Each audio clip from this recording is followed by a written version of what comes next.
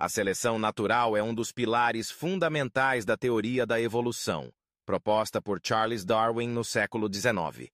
Esse conceito revolucionou a compreensão da vida na Terra, explicando como as espécies se adaptam ao ambiente ao longo do tempo.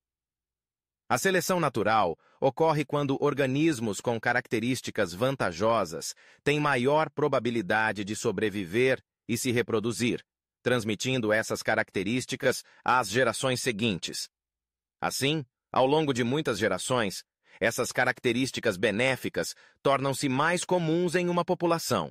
Para compreender a seleção natural, é necessário raciocínio crítico sobre processos históricos, pois a evolução é um fenômeno que ocorre ao longo de milhares ou até milhões de anos.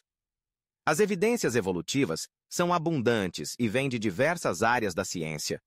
Por exemplo, fósseis encontrados em diferentes camadas de rochas mostram uma sucessão de formas de vida, indicando mudanças graduais nas espécies ao longo do tempo.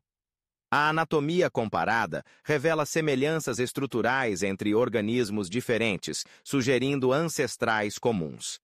A biologia molecular, por sua vez, permite comparar o DNA de diferentes espécies, revelando graus de parentesco e confirmando hipóteses evolutivas. Um exemplo clássico de seleção natural em ação é a resistência a antibióticos. Quando um antibiótico é utilizado para tratar uma infecção bacteriana, a maioria das bactérias é eliminada. No entanto, algumas podem possuir mutações que lhes conferem resistência ao medicamento. Essas bactérias resistentes sobrevivem e se multiplicam, tornando-se predominantes na população bacteriana. Esse processo é um exemplo claro de seleção natural, evidenciando como características vantajosas, no caso a resistência ao antibiótico, são selecionadas em um ambiente específico. A resistência a antibióticos é um grande desafio para a medicina moderna.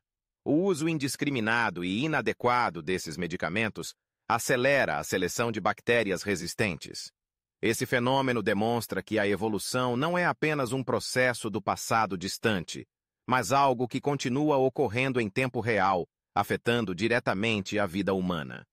A compreensão desse processo exige não apenas conhecimento científico, mas também a capacidade de analisar criticamente como as ações humanas influenciam a evolução de micro-organismos. Além dos exemplos bacterianos, a seleção natural pode ser observada em diversos outros contextos. As mariposas de Manchester, na Inglaterra, são um caso emblemático. Durante a Revolução Industrial, o escurecimento das árvores devido à poluição favoreceu as mariposas de cor escura, que passaram a ser menos visíveis para predadores.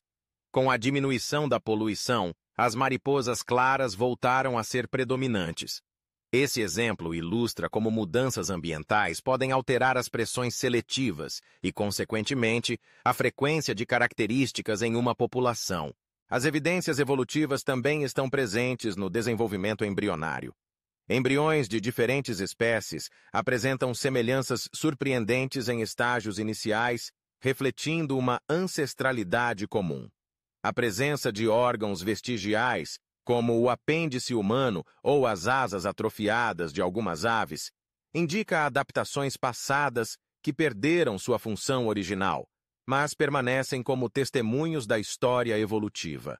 Compreender a seleção natural, as evidências evolutivas e a resistência a antibióticos exige olhar além do presente imediato e considerar processos históricos longos, muitas vezes invisíveis a olho nu. É preciso analisar dados, comparar hipóteses e reconhecer padrões que se repetem ao longo do tempo. Essa abordagem crítica é essencial para entender não apenas a evolução das espécies, mas também os desafios atuais da saúde pública e da conservação da biodiversidade. Ao refletir sobre esses processos, percebemos que a evolução é uma força dinâmica, moldando continuamente a vida em nosso planeta.